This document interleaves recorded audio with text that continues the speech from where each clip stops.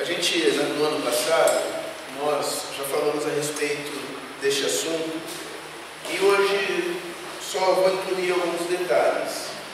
Mas nós tivemos uma palavra, depois eu estava revendo lá, foram duas mensagens. Foram tradições humanas, primeira parte, e tradições humanas, segunda parte. Mas eu só vou me apegar agora à segunda parte, para nós recapitularmos. E nós estamos fazendo isso por quê? Porque nós temos ouvido comentários, nós temos ouvido irmãos com dúvidas ainda a respeito deste assunto. Então nós queremos esclarecer para que os irmãos andem na luz. E o primeiro texto, segundo aos Coríntios 4, 1, 6, e aí pode mudar aí, Gabriel, diz o porquê de nós estarmos, qual é o nosso coração para fazer isso. Então eu vou ler rápido para os irmãos, mas eu vou ler nessa versão aí, na linguagem de hoje, para que os irmãos entendam bem, com clareza, qual é a nossa intenção. Então os irmãos acompanhem, por favor. Depois, se quiser ler em casa, é 2 Coríntios 4, do 1 ao 6. Deus, na sua misericórdia, nos deu essa tarefa, e é por isso que nunca ficamos desanimados. E no nosso caso, desanimados do quê? Ficar repetindo o assunto. Então nós não nos importamos, e nós vamos repetir quantas vezes for necessário, não tem problema. É para isso que nós estamos aqui. Nós rejeitamos tudo que é feito escondido e tudo que é vergonhoso. Não agimos de má fé, nem falsificamos a mensagem de Deus. Espero que os irmãos creiam nisso. Os irmãos confiam em nós. Confiam em nós? Amém. Se você não confia, vai anotando todos os versículos e depois você confere em casa. E a gente disponibiliza a mensagem também, se os irmãos quiserem, pode vir conversar comigo para tirar a prova. Mas eu creio que os irmãos têm posto confiança em nós, Pelo contrário, agimos sempre abertamente, de acordo com a verdade, e assim as pessoas têm uma boa impressão de nós, que vivemos na presença de Deus. Porque se o evangelho que anunciamos está escondido somente para os que estão se perdendo. Eles não podem crer, pois o Deus deste mundo conservou a mente deles na escuridão. Ele não nos deixa ver a luz que brilha sobre eles, a luz que vem da boa notícia a respeito da glória de Cristo, o qual nos mostra como Deus realmente é. E eu quero crer, que esse não é o caso de nenhum de nós, irmãos? O Deus deste século não tem nos cegado, ou se em alguns aspectos nós ainda não enxergamos plenamente, enxergamos como árvores, como aquele cego, que o Senhor curou em etapas. Então num primeiro momento ele enxergava como árvores e depois, os homens como árvores, e depois é que ele viu plenamente. Então em alguns casos, em algumas situações, pode ser que essa seja o nosso problema, não sei se é exatamente um problema, porque ali o Senhor estava caminhando para uma cura completa. Mas o fato é que nós não queremos ser cegados pelo Deus deste século, porque nós somos os que cremos. Amém? Amém. Então, porque nós cremos, nós não nos deixaremos enganar. Se há alguma coisa ainda encoberta, então nós temos que buscar a luz. Nós temos que ir atrás para saber, para entender. E os irmãos aqui, eu me incluo, todos os irmãos que têm pregado aqui nesse culto, e os irmãos também que têm ensinado nas casas e nas visitas, todos nós temos a intenção de levar luz aos irmãos, e levar os irmãos à luz. Amém? Pois nós não anunciamos a nós mesmos, nós não falamos de opinião própria, nós anunciamos Jesus Cristo como Senhor, e a nós como servos de vocês, por causa de Jesus. O Deus que disse que da escuridão brilha a luz, é o mesmo que fez a luz brilhar no nosso coração. E isso para nos trazer a luz do conhecimento da glória de Deus que brilha no rosto de Jesus Cristo. Então, irmãos,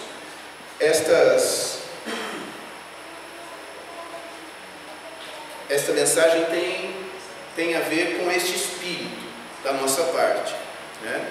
Então nós vamos falar mais uma vez e falaremos quantas forem necessárias. Adriel, por favor. Eu pergunto para os irmãos, as tradições são boas ou ruins? Já fiz essa pergunta no passado. São boas ou ruins?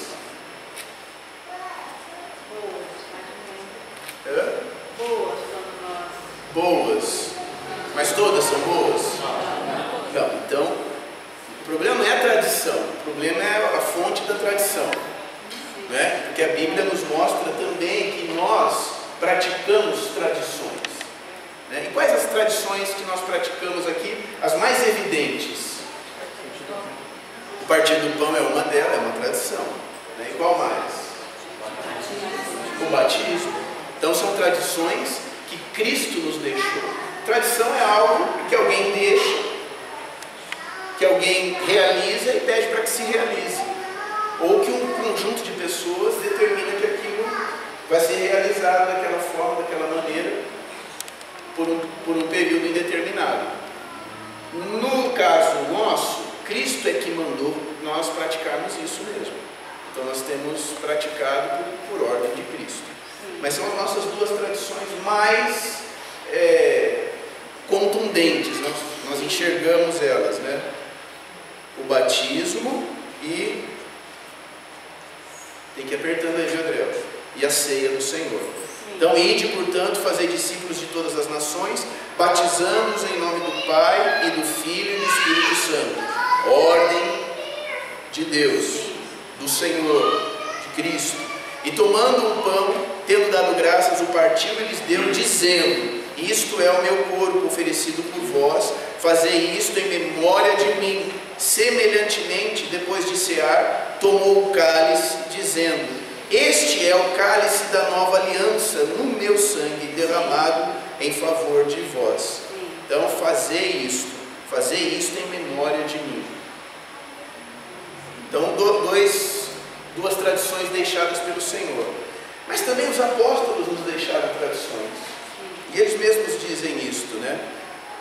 1 Coríntios 11, 2 diz: de fato, eu vos louvo, porque em tudo vos lembrais de mim e retendes as tradições, assim como vou-las entreguei. Lógico, Paulo, o que ele viu no terceiro céu, o que ele viu no paraíso, coisas que ele... O Senhor falou alguma coisa relacionada à prática da igreja? Como praticar a igreja? Cristo falou alguma coisa? Os irmãos aí. Os irmãos que estão lendo a Bíblia, Cristo disse alguma coisa relacionada à prática da igreja? Como praticar a igreja? Não, Cristo falou e ensinou alguma coisa? Ele foi amar o próximo. Amar o próximo foi mais perto da prática, né? Lógico, humildade, tudo isso, né? A única coisa que ele de fato ensinou com relação à igreja foi: se teu irmão pecar, vai ter com ele. Isso, Se ele não te ouvir, a reconciliação, né? Mas, no mais, irmãos, nós praticamos aquilo que os apóstolos ensinaram. É ou não é? E, principalmente, quem mais falou sobre a prática da igreja? Paulo. Então, a maneira como nós praticamos a igreja, não é? Cada um levantando numa hora, com ordem, um tem salmo, um tem hino, faça tudo para a edificação da igreja, não é isso? As coisas mesmo que ele praticou com relação ao tratamento com alguns irmãos que se dizem irmãos, mas não são irmãos, não é? O cuidado para com isso, tudo isso, práticas da igreja, foram os apóstolos e em especial Paulo. Então estas são tradições deixadas por estes irmãos a nós. Não foi aqui próximo. Segunda Epístola aos Tessalonicenses 3,6: nós vos ordenamos, irmãos, em nome do Senhor Jesus Cristo, que vos aparteis de todo irmão que ande desordenadamente, e não segundo a tradição que de nós recebestes. Olha aí, também um ensinamento dos apóstolos, né? O ensinamento de Paulo, o ensinamento com relação à tradição que ele mesmo estava passando. Então, por que eu estou dizendo isso? Para dizer para os irmãos que o problema não é a tradição, né? Não é a tradição que é ruim, mas é a procedência da tradição. E é aí que nós podemos nos meter em grandes emboscadas e grandes problemas. Depois o Zaga vai falar mais especificamente dos problemas. Colossenses 2:8. Agora falando das tradições que nos fazem mal. Cuidado, que ninguém vos venha a enredar com sua filosofia e vãs sutilezas, conforme a tradição dos homens, conforme os rudimentos do mundo, e não segundo Cristo. Então os apóstolos, quando eles vêm e determinam algumas tradições, eles fazem isso segundo Cristo. Paulo faz isso segundo Cristo. Tem um capítulo inteiro, se eu não me engano, 1 Coríntios 7, que ele fala sobre o casamento, sobre como agir com relação ao casamento. E ele mesmo diz aqui: isso eu falo de mim, mas como se eu tivesse o coração de Cristo mesmo, né? Os sentimentos de Cristo, eu falo como eu tenho visto e experimentado e discernido. Então ali a gente tem seguido isso, as coisas que ele ensina, mas é tudo segundo Cristo. Agora, tem tradição que não é segundo Cristo e que está forte na igreja. Eu não mudei aqui ainda, já mudou. Então, irmãos, hoje é Natal. É Natal? É Natal ou não é, irmãos? Não, a data é Natal. Vai, olha lá no calendário, está lá, Natal. Está escrito lá. E todo mundo para que é Natal. E eu tenho certeza que, se não todos, a maioria dos irmãos foram comer alguma coisinha na casa de algum parente, foram visitar alguém. Foi, não? Estou enganado. Alguns não, alguns ficaram em casa. Mas o fato é que essa é uma época em que nós, ainda que não querendo, estamos imersos nesta tradição. É ou não é, irmãos? Eu mesmo tive que ensaiar 2 cantatas de Natal. É o meu trabalho. Então eu sou um ensaiador de cantata de Natal. E eu ganho para isso. E teve lá cantata, as crianças cantaram, contando a história de Jesus. Não teve Papai Noel, porque lá também não tem, graças a Deus. Foi a história de Jesus e as duas foram um sucesso. A turma gostou. É a profissão. E por que eu fiz isso? Porque eu trabalho numa igreja de irmãos. Então, muitos irmãos estão... eu trabalho numa escola de irmãos. Muitos irmãos não veem problema em festejar o Natal. Mas talvez porque não saibam, né? Ou se sabe, acha muito difícil mudar tudo agora. Mas o fato, irmãos, é que isso tem uma implicação espiritual. Eu também não vou entrar nesse assunto agora. Lucas 2:8. A pergunta é: Jesus nasceu no dia 25 de dezembro? Estou correndo, tem muita coisa para falar, irmãos. Jesus nasceu no dia 25 de dezembro? Nós já sabemos que não, né? Mas quando ele nasceu, então? Dá para saber ou não? A gente já viu o ano passado, né, irmãos? Já viu. Então vamos ver, ó. Por isso que é importante a gente estudar a Bíblia e se ater aos detalhes, tirar tempo com o Senhor, sentar ali um tempo na cadeira mesmo, abrir a Bíblia e ficar um tempo com o Senhor, lendo, fazer uma leitura diária, constante, fazer leitura de devocionais, fazer leitura de livros espirituais, procurar assistir algumas mensagens. É importante, irmãos, porque a gente não vai ser enredado pelas vãs sutilezas do maligno, pelas filosofias segundo os rudimentos deste mundo. Agora, se eu não faço isso, eu vou ser enredado. Ou às vezes eu falo, não, lá a gente não guarda o Natal. Não guarda o Natal. E aí eu me indisponho com o irmão, eu também não sei explicar, ele vai falar, por quê?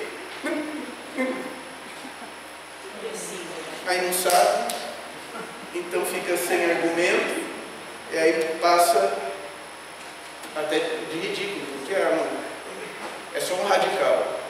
Então, irmãos, nós precisamos saber por que é que a gente não guarda o Natal, você não sabe? Então nós vamos avançar aqui. Primeiro vamos ver se Jesus nasceu no dia 25 de dezembro. Já sabemos que não, mas é rapidinho. Ora, havia naquela mesma região pastores que estavam no campo e guardavam os seus rebanhos durante as vigílias da noite. Então, aqui é o trecho que fala quando os pastores recebem a notícia de que Jesus havia nascido. Então, nesse dia, eles estavam ao ar livre, estavam lá no relento com as ovelhas. E diz os estudiosos que os pastores nessa região, eles saem em períodos que não chove, porque eles vão ter que ficar longe com o rebanho. E eles passam dia e noite com o rebanho. Então, eles não voltam para casa. Não é assim, eu saio no começo da manhã e volto. Não, se dá muito trabalho todo dia fazer isso. Então eles vão lá e ficam um período grande. E dormem ao relento. E ali eles vão conduzir o rebanho longe de casa. Vida de tenda, né? Longe. E está ali os rebanhos e os pastores por um longo período de tempo, né? Dia e noite. E aqui eles estavam durante as vigílias da noite. Agora veja esses dois textos aí, em Esdras 10, 9 e Esdras 10, 13. Então, todos os homens de Judá e Benjamim, em 3 dias, se ajuntaram em Jerusalém. No dia 20 do mês 9, nós vamos ver onde que é esse mês aí, todo o povo se assentou na praça da casa de Deus, tremendo por causa desta coisa que eles iam resolver lá, que era que eles estavam desobedecendo, eles estavam tremendo de medo, acredito eu aqui, né? E por causa das grandes chuvas, porque nesse período, nessa região aí de Israel, faz, no mês nono, hein, irmãos? Faz muito frio, chove demais, em certas regiões tem até uma geada. Em determinados lugares fica de fato muito gelado, impossível de sobreviver até nesse clima. É inóspito, não dá para ficar para fora de casa. 10, 13. Porém o povo é muito. Aqui, eu não lembro, acho que é Esdras que está falando. E sendo tempo de grandes chuvas, não podemos estar aqui de fora. E não é isto obra de um dia ou dois. Quer dizer, eles iam ficar lendo ali muito tempo e tal. Então, pois somos muitos os que transgredimos nesta coisa. Então, por que eu trouxe esses dois textos? Para nós entendermos o período, o momento em que eles estavam, um mês. Né? Então, aqui, alguém está sugerindo que não, que eles devem ir para um lugar mais seguro, porque ali eles vão passar mal. De chuva, a chuva ia cair, no frio, o vento ia bater, não dava para ficar no relento. Então, o 9º mês, irmãos, aqui tem um mapazinho, né, um gráfico dos meses judaicos relacionados aos meses ocidentais nossos. Então, o primeiro mês judaico equivale a março nosso. Está vendo? Então tem essa dificuldade. Além disso, tem uma dificuldade de contas, que aí eu não entendo. Mas eles falam, então tem uma certa mudança, mas não é muito não. Mas de ano para ano muda isso. Mas, no geral, é assim, Abib, março, Ziv, abril, Sivan, maio, Tamuz, junho, Ab, julho, Elu, agosto, Etenim, setembro, Bu, outubro, Quisleu, novembro, Tebete, dezembro, Sebate, janeiro e Adar, fevereiro. Adar é o último. Então o ano deles lá acaba quando aqui a gente é carnaval. Lá está acabando o ano. Então está vendo? Muda a ordem. Então tem que tomar cuidado quando a gente lê na Bíblia, quando diz o mês nono, se a gente pensar com a nossa cabeça aqui, já confunde tudo aí, já bananou tudo. Está errado. Tá bom? Então qual é o mês nono aí? Novembro, final, e lá está no dia 20, não é isso? Então é finalzinho de novembro, começo de dezembro, dependendo do ano. Mas é essa data. E é o período de maiores chuvas. É o período de maiores chuvas em Israel. E de muito frio. Então é nesse período aí. Por isso que eles estavam querendo procurar um lugar seguro para ficar. Porque eles iam passar mal ali fora. Então vamos avançar. Vejamos nas Escrituras alguns detalhes que nos ajudarão a situar cronologicamente o nascimento de Jesus. Estão acompanhando aí, irmãos? Estou indo muito rápido? Por isso que eu pedi para os irmãos orarem. O Senhor está respondendo a oração? Os irmãos estão raciocinando aí, então vai lá. Vejamos nas Escrituras alguns detalhes. Os levitas eram divididos em 24 turnos. E cada turno ministrava por 15 dias. Então ele ficava ali 15 dias e daí entregava o turno, né? E eles eram divididos em 24 turnos. Isso dava 360 dias aproximadamente. O 8º turno pertencia a Abias. Se quiser, depois eu envio por e-mail para você saber onde estão os textos e tal, né? Se não conseguir anotar aí. Mas isso está lá em 1 Crônicas 24:10. E onde está o 8º turno? Vamos voltar lá para ver? Se eu conseguir aqui, que eu não estou vendo a flechinha. Onde é o 8º turno? Olha aqui, irmãos, ó, no gráfico. Turnos. Que mês é o 8º turno? Em junho. Então o nome desse mês chama Tammuz. Certo? Então é em junho, o 8º turno. Vamos avançar. O primeiro turno iniciava-se com o primeiro mês do ano judaico. Então vai gravando aí, ó. O 8º turno pertencia a Abias. Então toda a descendência de Abias trabalhava neste turno aí, no 8º. O primeiro turno iniciava-se com o primeiro mês do ano judaico, mês de Abib. Isso nós já vimos lá. Então está aí. Então agora vamos juntar os fatos. Agora precisamos fazer uma costura aí.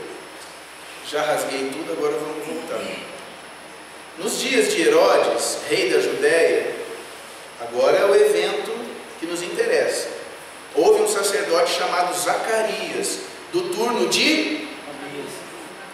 Então ele estava servindo em que mês? Junho. Grava aí, irmãos. Vai acompanhando. Sua mulher era das filhas de Arão e se chamava Isabel. Passados esses dias, Isabel, sua mulher... Passados os dias do quê? Do serviço. Passados esses dias do turno dele, né? Sua mulher concebeu e ocultou-se por 5 meses, dizendo: assim me fez o Senhor, contemplando-me para anular o meu opróbrio perante os homens. No 6º mês do quê?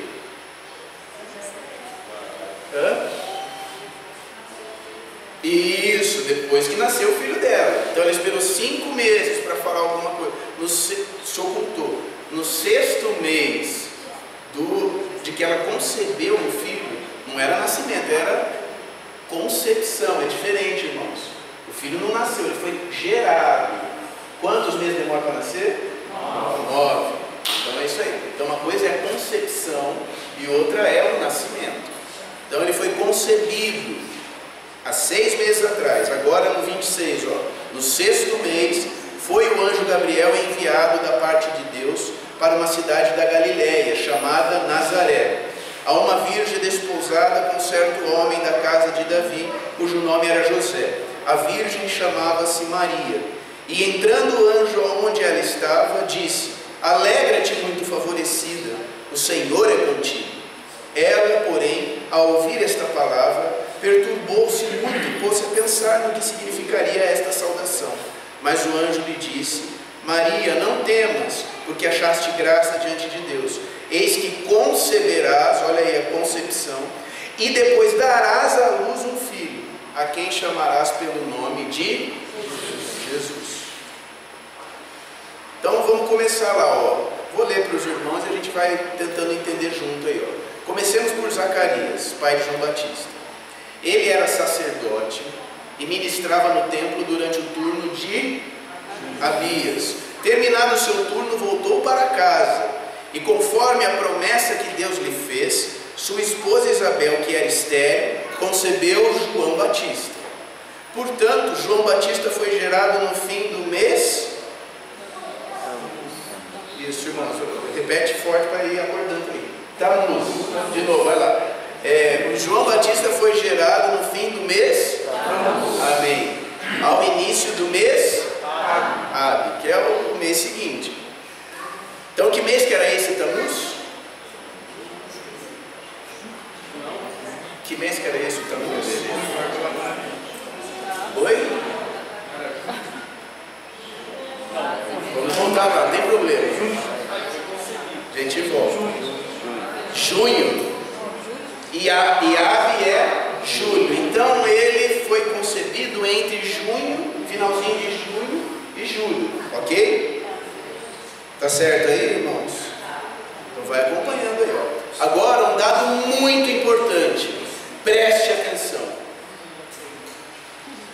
Jesus foi concebido 6 meses depois. E aí? Portanto, Jesus foi concebido em que mês?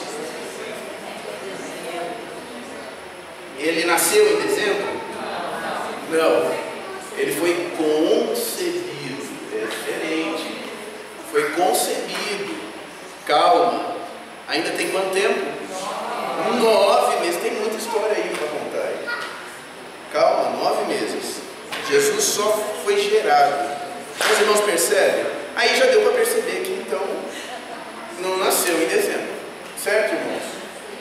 Não nasceu em dezembro. E dá para saber quando que ele nasceu? Coloca 9 meses para frente. Tá, põe 9 meses para frente aí. Vamos ver, irmãos, para a gente usar o raciocínio. Como é que mês que ele nasceu então, aproximadamente? Setembro. Em setembro. Olha que maravilhoso. Toda vez que eu vejo, eu já vi ano passado, mas dessa vez me maravilhei de novo. Olha que maravilhoso. Setembro, irmãos, o povo judeu comemora que festa? Os irmãos não sabem? No mês Etenim, festa dos tabernáculos. Não é lindo? Ah, eu acho legal. É maravilhoso. Deus é maravilhoso. Visto esses detalhes nas Escrituras, chegamos à conclusão que João Batista foi gerado no fim de junho, ou início de julho, quando Zacarias voltou para casa, lógico, após seu serviço no templo. Jesus foi concebido 6 meses depois, no fim de dezembro ou início de janeiro, que depende do ano, aquela continha lá que eu falei para os irmãos. Ele não nasceu em dezembro, como diz a tradição, mas foi gerado neste mês. 9 meses depois, no final do 7º mês, Etenim, setembro no nosso calendário, quando os judeus comemoravam a festa dos tabernáculos, Deus veio habitar com o seu povo. Nasceu Jesus. Deus tabernaculou com o seu povo. Nasceu Emanuel, Deus habitando conosco. Não tem tudo a ver, irmãos? Olha lá, e João disse isso: o verbo se fez carne e tabernaculou entre nós. Bem nos dias da festa dos tabernáculos. Jesus cumpriu isso. Ele veio para cumprir todas as figuras que ele representa. Uma delas é o tabernáculo. Isso se cumpre em Jesus, o Emanuel, que significa Deus conosco, Deus habitando conosco. Os irmãos estão lendo aí, né? Em Cristo não se cumpriu somente a festa dos tabernáculos, mas também a festa da Páscoa, não é, irmãos? Quando Jesus morreu?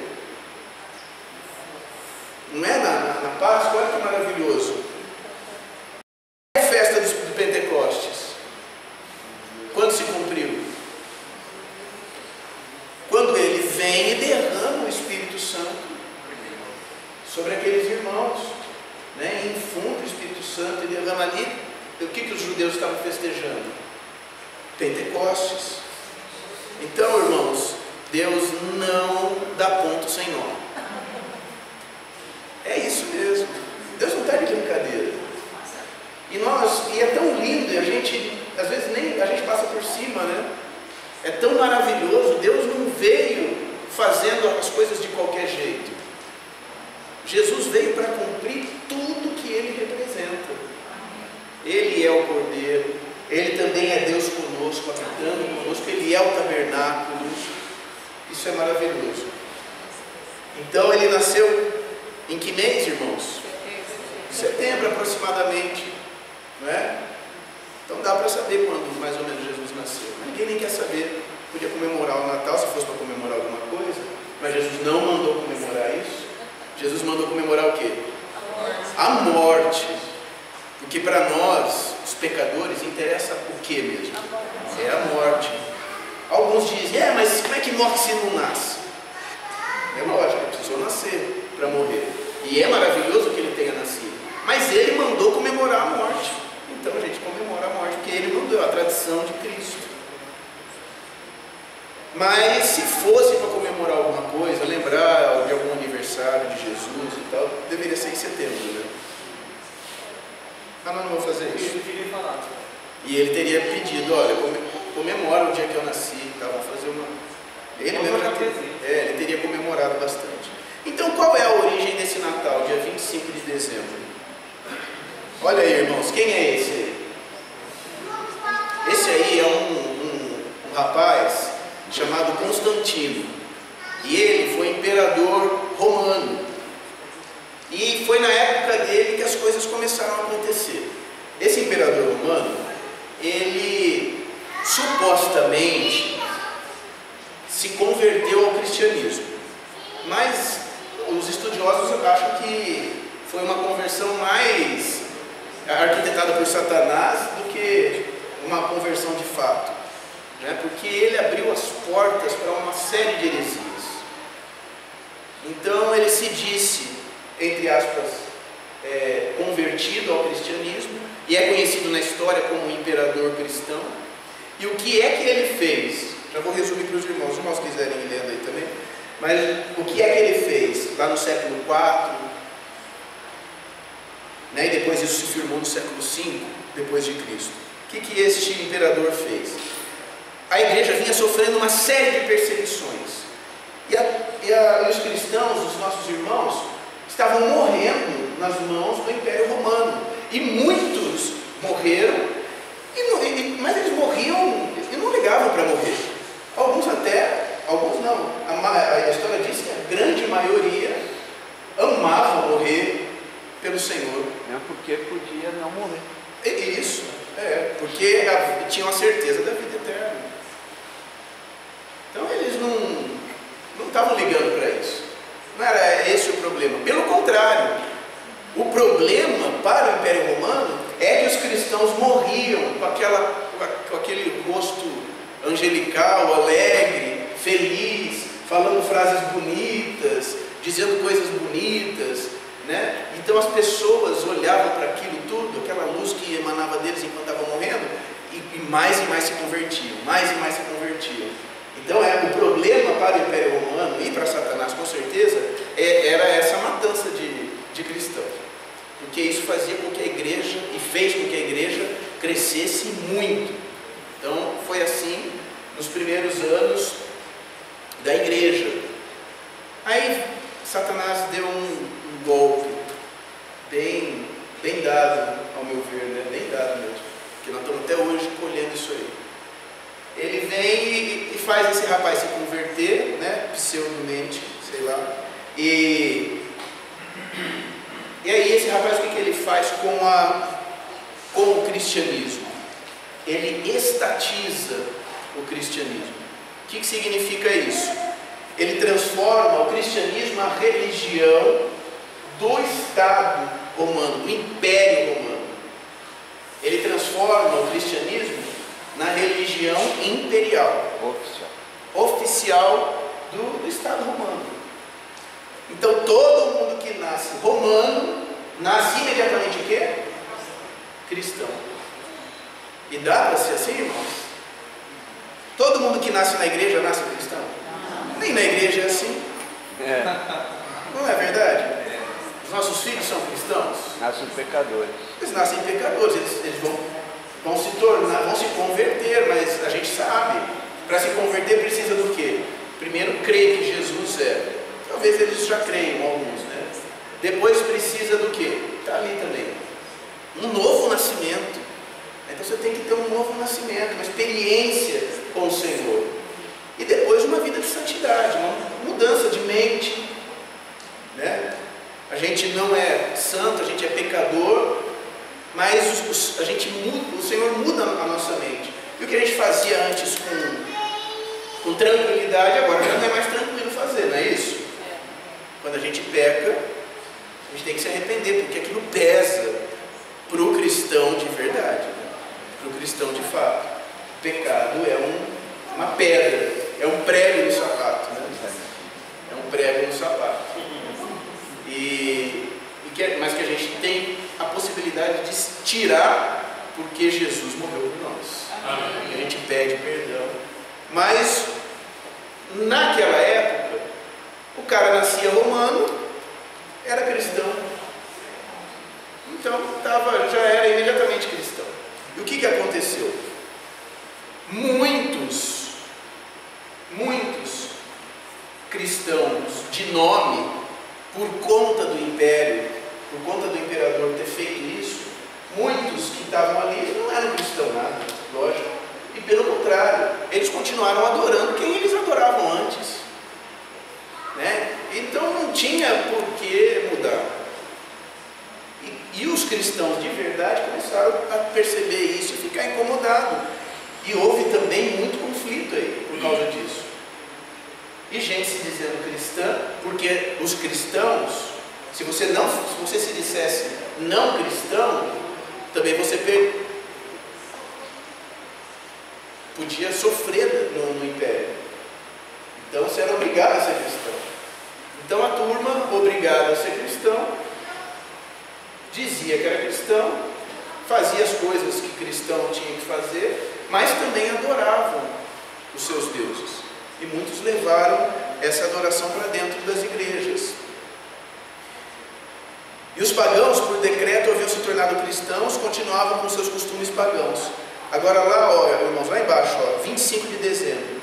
E 25 de dezembro continuou a ser a maior das festividades idólatras, pois celebrava o Deus Sol. Através de pesquisas, descobrimos que, através do maniqueísmo é uma religião que acha que no mundo só tem duas coisas, o bem e o mal, e pronto. Então, a religião que é do bem é do bem, a religião que é do mal é do mal. É assim. Eu estou explicando grosso modo, é um pouco mais que isso, mas para ser mais simples. Então eles identificaram o Filho de Deus como um sol físico. Então quer dizer, eles identificaram o Filho de Deus como algo do bem. Então Deus e o Filho de Deus são do bem, igual o nosso sol. Assim, com a conversão, entre aspas, em massa ao cristianismo, por causa do imperador, o pretexto necessário apareceu. E a festa de 25 de dezembro, dia do nascimento do Deus Sol, Saturnália, chama a festa, passou a ser considerada também dia do nascimento do Filho de Deus. E qual a origem dessa adoração ao Deus Sol? Os irmãos conhecem essas figuras aí? A primeira é a mais desconhecida, mas a segunda os irmãos conhecem? Não? Olha, é igualzinho, né? Essa aqui, há não sei quantos 1000 anos atrás, essa estátua aqui. Muito antes dessa. Mas não é igualzinho? Essa aqui, irmãos, é Semíramis, e esse aqui é o Nimrod. Olha ele aí. Filho de Semíramis. E aí vamos deixar para depois. costume maligno da celebração do 25 de dezembro, Tebet, o nome do mês judaico, teve origem na antiga Babilônia, de Nimrod, de época imediatamente posterior ao dilúvio. Gênesis 10, de 8 a 10, nos fala deste personagem, que também é citado na história e tradições dos povos mais antigos, sendo filho de Cuxi, neto de Camo e bisneto de Noé. Nimrod foi o verdadeiro fundador do sistema babilônico, que até hoje domina o mundo, que é esse sistema de competição, de impérios e governos, organizado pelo homem, baseado no sistema econômico de competição e de lucro. Nimrod construiu a Torre de Babel, a Babilônia primitiva, a antiga Nínive e muitas outras cidades. Ele organizou o primeiro reino deste mundo, e o significado de seu nome bem descreve o que criou. Nimrod deriva de Marad, ou Marad, não sei, que significa ele se rebelou, rebelde, rebelião. Então Nimrod significa rebelião. E foi exatamente isso que ele fez. Consta que ele era tão perverso que casou-se com a sua própria mãe, cujo nome era Semíramis. Então ele casou com a mãe. Depois da sua morte prematura, morreu cedo, sua mãe e esposa, ficou estranho agora, propagou a doutrina maligna da sobrevivência de Nimrod como um ente espiritual. Ela alegava que um grande pinheiro havia crescido da noite para o dia, de um pedaço de árvore morta, que simbolizava o desabrochar da morte de Nimrod para uma nova vida. Jeremias, depois os irmãos quiserem ler lá, quase o livro todo vai caminhando com Jeremias dizendo a respeito também desse costume dos povos, e dizendo para os judeus não praticarem, né? Dizendo, para de fazer isso. E um deles era a adoração debaixo de árvores, né? Então eles adoravam os deuses embaixo das árvores, e era provavelmente essa adoração aí a Nimrod, que lógico foi tomando outros nomes, né? Foi ganhando outros nomes. Todo ano, no dia do aniversário de nascimento dele, ela alegava que Nimrod visitava a árvore sempre viva e deixava presentes nela. O dia do aniversário de Nimrod era... Dá para acreditar, irmãos? Mas não é impressionante? E essa história está nos livros de história desses povos antigos. Então, isso não está na Bíblia, mas está nesses livros históricos. Então quem escreve, quem traz essas informações, talvez nem seja cristão, é um historiador, né, que vai estudar lá atrás. Conforme a lenda foi tomando vulto, Semíramis foi ganhando força de um verdadeiro endeusamento, o que levou a ser chamada de rainha dos céus, dos babilônios. Daí vemos mais uma das formas de manifestação maligna de Satanás, com as quais tem iludido as nações. Se em Babilônia era Semíramis, em Éfeso era Diana, no Egito era Ísis, e no Brasil sabemos quem é. Já Nimrod passou a ser adorado como um verdadeiro Messias, filho de Baal, o Deus Sol. Então, irmãos, quem é adorado no dia 25 de dezembro? Pode mudar. Os incrédulos sabem disso, irmãos. Isso aqui eu recebi hoje no Facebook, de amigos da faculdade. Professor, não foi eu que recebi, eles postam lá, né? Eles postam no Facebook.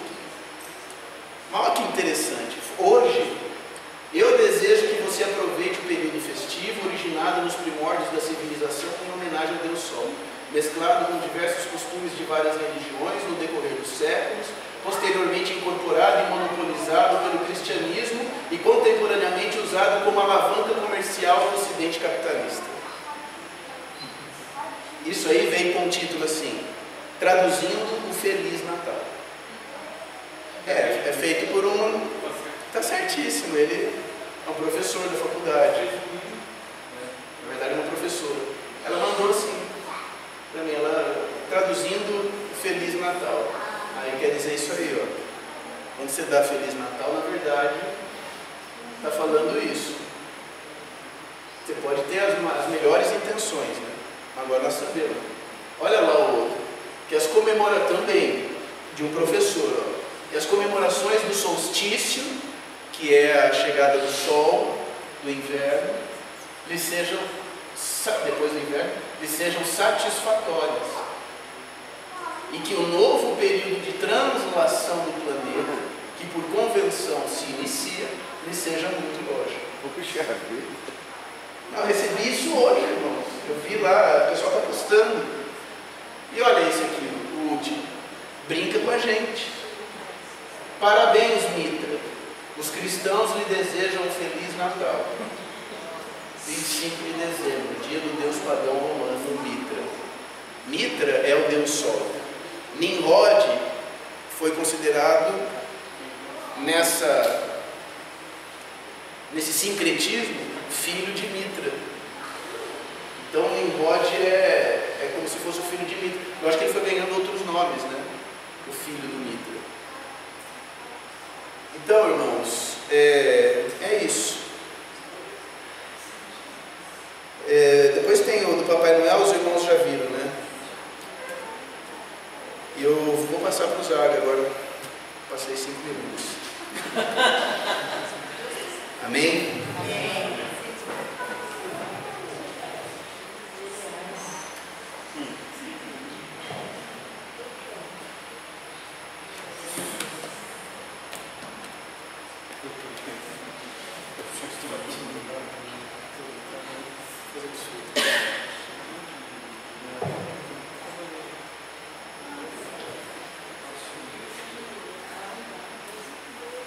Bom, irmãos,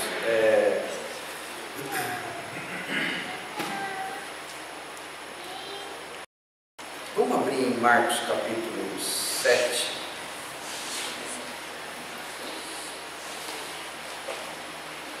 O Josiano falou sobre tradições. Então nós temos o que é tradição, insistindo um pouco ainda nesse tema. É aquilo que se passa de uma geração a outra. Isso é tradição, algo que deve ser passado adiante. E o Senhor, Ele deixou as suas tradições com relação aos assuntos práticos.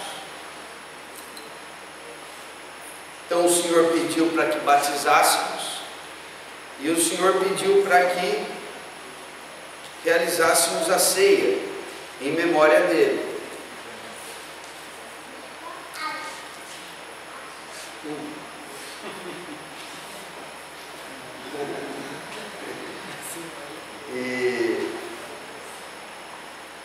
E os apóstolos também deixaram algumas tradições, não é? Eu estou em 1 aos Coríntios 11, Paulo fala do véu e Paulo fala da ceia, não é? Em 1 aos Coríntios, capítulo 14, ele fala de como as coisas devem caminhar na reunião da igreja. Bom, então tem coisas que a palavra nos deixou, são tradições a serem observadas, que foram nos deixadas, até na forma de mandamento e temos de observar. Agora, nós temos que distinguir isso das tradições humanas. Então tem tradições dos homens e tradições das Escrituras. Então, vamos ler aqui em Marcos capítulo 7. Nós temos uma situação em que Jesus, ele é cobrado da liderança dos judeus, que os seus discípulos observem a tradição dos anciãos. Os anciãos, os homens, ao longo da história do judaísmo, criaram tradições, costumes, além das Escrituras, além do que estava ordenado. E por fim, essas tradições que os anciãos criaram ao longo da história do judaísmo, ganharam tanta força que acabaram ocupando o espaço dos mandamentos do Senhor. Então os irmãos observam a seriedade. Se nós não formos firmes, estritos em guardarmos a palavra, nós damos espaço a muitas tradições dos homens que não tem a ver com o mandamento do Senhor. Então nós vamos ler rapidamente aqui. Agora, antes que eu esqueça, irmãos, tudo que ocupa lugar da verdade abre a porta a Satanás. Então guardar o Natal abre porta ao maligno? Abre. Monte um presépio em casa para ver o que vai acontecer dentro da tua casa. Deixa uma guirlanda ou uma árvore de Natal dentro da tua casa. Vocês entenderam o que o Josiano falou? Então nós precisamos tomar cuidado com as coisas que nós admitimos na nossa vida, se são de acordo com a verdade ou não, se são mandamento de Deus ou não, se são tradições santas orientadas pela palavra ou se são tradições dos homens. Se eu vou guardando a tradição dos homens sem critério, eu guardo o Natal sem saber que eu estou adorando ao Deus Sol, e que Satanás, por meio das suas estratégias, confundiu num determinado momento da história da igreja as tradições pagãs com as coisas do cristianismo. Então vamos ler aqui Marcos capítulo 7. Ora, reuniram-se a Jesus os fariseus e alguns escribas vindo de Jerusalém, e vendo que alguns dos discípulos dele comiam pão com as mãos impuras, isto é, por lavar, pois os fariseus e todos os judeus, observando a tradição dos anciãos, não comem sem lavar cuidadosamente a mão. Quando voltam da praça, não comem sem se aspergirem. E há muitas outras coisas que receberam para observar, como a lavagem de copos, jarros, vasos de metal e camas. Interpelaram os fariseus e os escribas: por que não andam os teus discípulos de conformidade com a tradição dos anciãos, mas comem com as mãos por lavar? Então prestem atenção aqui. Os discípulos foram comer pão, e como tinham ali fariseus e escribas, observando que os discípulos não lavavam a mão, perguntaram: por que eles não seguem a tradição de lavar as mãos? Aqui, irmãos, entendam, não é uma questão de higiene. A gente lava a mão e ensina desde criança a lavar a mão antes de comer, por uma questão de higiene. Mas aqui a questão não é higiene. Aqui são ritos de purificação, do tipo: se o alimento vem de Deus, não toque com mãos impuras. Então faça um rito de purificação. Então não tem a ver com coisas relacionadas à higiene, a bons modos. Aqui é com relação a um conceito que os anciãos, muitos séculos antes, foram instituindo, de que se o alimento vem de Deus, ele é santo. Então não toque com mãos impuras. Não é legal isso? Alimento vem de Deus, não é Ele que provê todas as coisas? Então o alimento é santo. Então não toque o alimento santo sem fazer alguns rituais de purificação. Não é legal essa ideia? Mas não está nas escrituras, irmãos.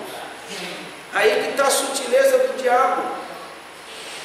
Se você vê alguém comer de mão suja, você fala: puxa, não tem educação. Tudo bem. Ou não tem higiene. Tudo bem, está certo. Mas ali a questão não é essa. A questão é rituais de purificação. Bom, então vamos continuar aqui. E vocês estão entendendo a situação? Os escribas, os fariseus estão observando os discípulos de Jesus, favor defeito, que é o que eles gostavam de fazer o tempo todo. E viu, opa, olha como que eles comem. Jesus, por que seus discípulos não se purificam antes de comer? Pediram para ouvir.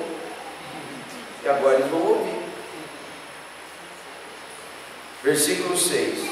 Respondeu-lhes: bem profetizou Isaías a respeito de vós, hipócritas. Jesus começa a responder de maneira amável ou severa? Eu não estou dizendo que ele está nervoso, irritado, não. Estou dizendo que ele está sendo, porque o assunto é grave. E os irmãos vão entender por que é grave. Já começou chamando a rapaziada de hipócrita.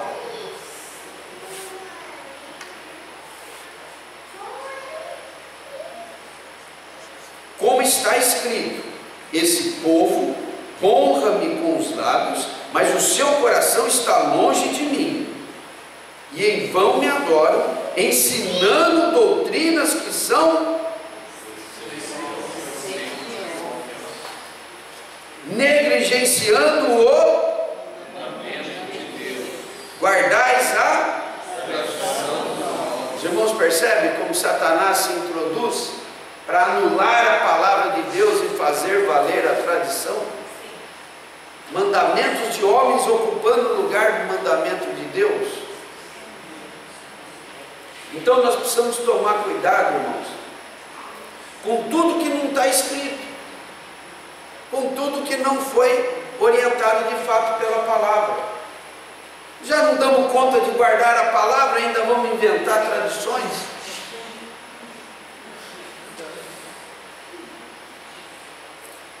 Versículo 9.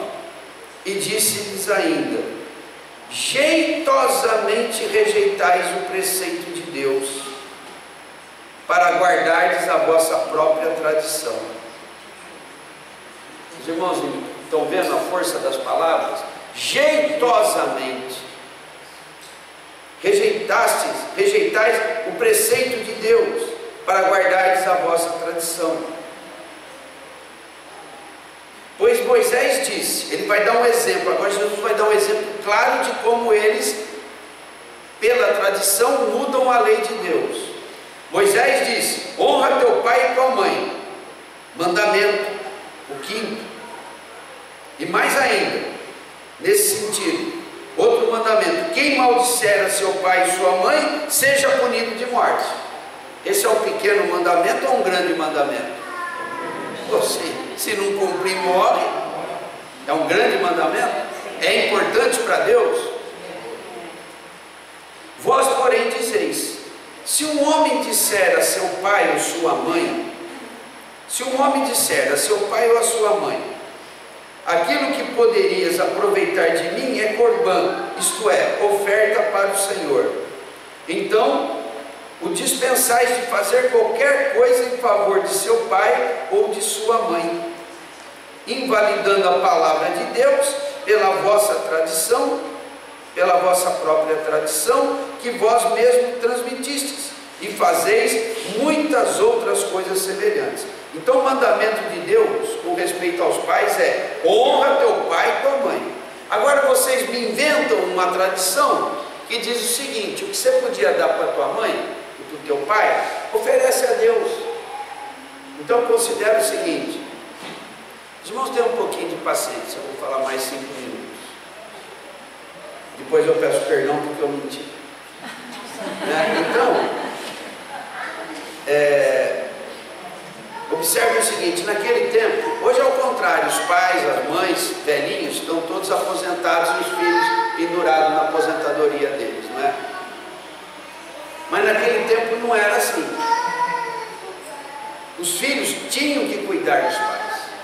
Os pais tinham real dificuldade na velhice. Não havia sistema previdenciário. Então Deus falava: cuida dos seus pais. Mas os anciãos criaram uma tradição: aquele dinheiro, ou aquela propriedade, ou, que você poderia usar para cuidar dos seus pais, Dá aqui no templo. Oferta para Deus. Quem é maior? Deus ou teu pai? Não é sutil? Mas o que Deus mandou? Honra pai e mãe. Cuida do teu pai e da tua mãe. É melhor cumprir o mandamento do que querer fazer ofertas para Deus. O que Samuel falou para Saul? Melhor é sacrificar. Então obedece o mandamento, não inventa. Então, irmãos, o Senhor nos mandou batizar, o Senhor nos mandou partirmos o pão. Tem a questão do véu que eu tenho posto para as irmãs, e ainda tem uma outra questão que fica meio pendurada aí, que o Senhor mandou também praticar o lava-pés, e tem alguns grupos cristãos que praticam. Isso está nas Escrituras. A respeito de Natal, não tem nada informado, nada. Então, vamos ler algumas passagens rápidas aqui. 1 Coríntios 4.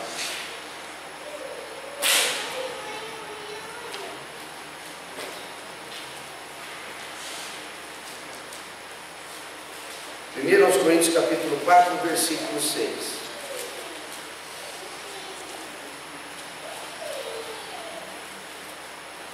Estas coisas, irmãos, apliquei-as figuradamente a mim mesmo e a Apolo por vossa causa, para que por nosso exemplo, não vamos entrar na questão aqui do Paulo, do apóstolo e da igreja em Corinto, vamos ficar só com esse princípio que nós vamos ler aqui, para que por nosso exemplo aprendais isto: não ultrapasseis o que está escrito. Não é forte isso, irmãos? Não ultrapasseis o que está escrito. Não inventa. Já é tão difícil praticar o que está escrito, e nós ainda vamos inventar coisas. Mas o homem é bom para isso. Não consegue praticar o que está escrito, vamos inventar coisas novas que sejam mais gostosas de praticar. Aí cai nos enganos. Olha que surpreendente isso que o Josiano colocou a respeito do que ele recebeu. Os intelectuais, esses intelectuais da faculdade aí, universitários, estão tripudiando com razão. Vocês pensam que estão guardando uma festa cristã? Salve Mitra, o Deus Sol. E o outro diz ainda que os cristãos monopolizaram para si o 25 de dezembro, a Saturnália dos normandos, ou a festa lá da Babilônia. Vocês pensam que é suas? Não é suas, não. Isso é de Nimrod, isso é dos pagãos. Estão tripudiando. Meu Deus. Agora em 2 aos Coríntios, capítulo 13, versículo 8.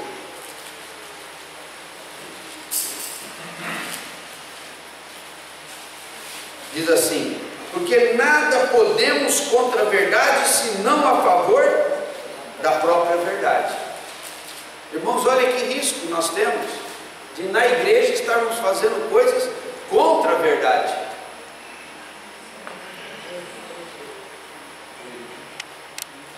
Nada podemos contra a verdade, senão a favor da própria verdade. Não podemos fazer nada contra a verdade. Temos que nos limitar à verdade. E Jesus, na oração dele, em João 17, ele diz assim ao Pai: ora, Pai, santifica-os na verdade. A tua palavra é a verdade. A verdade está posta, tem um limite da verdade. Onde é que está o limite da verdade? Nas Escrituras. Não ultrapasseis o que está escrito. E agora, para encerrar, João, segunda epístola de João.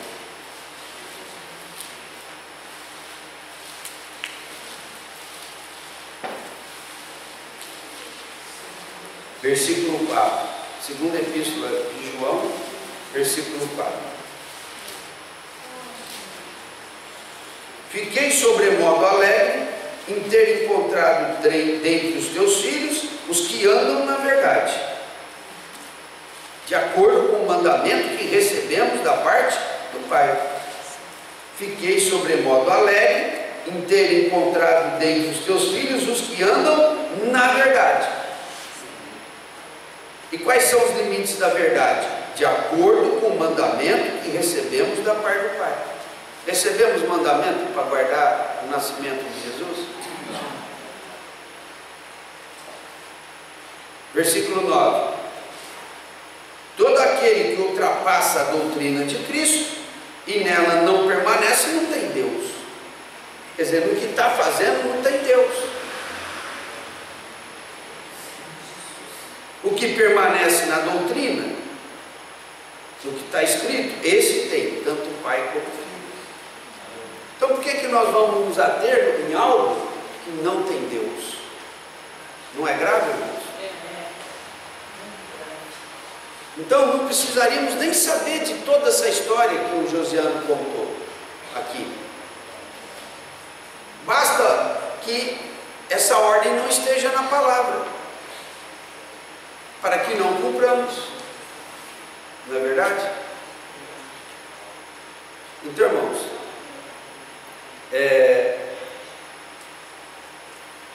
com respeito, nós estamos repetindo esse ano por causa de irmãos novos, não é? E duas coisas eu quero salientar aqui. Primeiro, nós precisamos ter muita clareza do que nós cremos na igreja. Não é verdade? Nós não vamos criticar quem guarda Natal. Nós só não queremos nós guardarmos o Natal. Precisamos fazer campanha.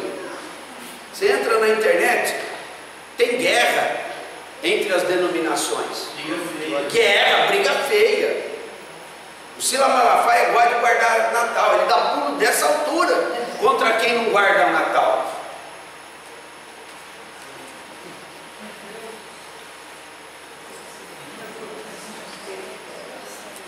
E o Silas Malafaia tem coisas boas? Tem, mas nisso daí eu sou contra o que ele prega. Nós temos que entender qual é a nossa própria identidade. Não é verdade? Na igreja nós temos personalidade. Nós sabemos a quem temos seguido. Nós conhecemos os nossos princípios. Não é?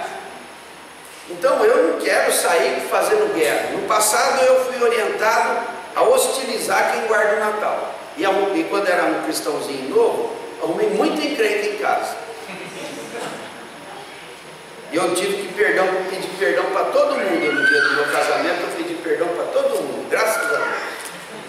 Mas dos 18 até os 22, eu fiz muita malcriação nas festas. Aí quando eu casei, estava a família toda lá, eu pedi perdão para todo mundo. Não tem que ficar implicando com os outros. Gosta de guardar o Natal? Guarda o Natal. Se alguém me deseja Feliz Natal, eu falo Feliz Ano Novo. Boa passagem de ano. Deus te abençoe. Deus te abençoe. Boas festas. Não é verdade? Mas eu não preciso sair pregando para os de fora que isso é pecado, ou que isso é idolatria, paganismo. Precisa. Mas nós, entre nós, temos que saber no que cremos. Amém. Não é verdade? Sim. Então esse é um ponto. Não precisa encrencar com ninguém, não precisa desprezar ninguém. Se alguém te desejar Feliz Natal, você diz boas festas, tudo de bom para você, dá um beijo, um abração e deseja Feliz 2016 para ele. Não precisa encrencar, não precisa entrar no assunto. Nós só não queremos que na igreja nós caiamos nessa armadilha aí.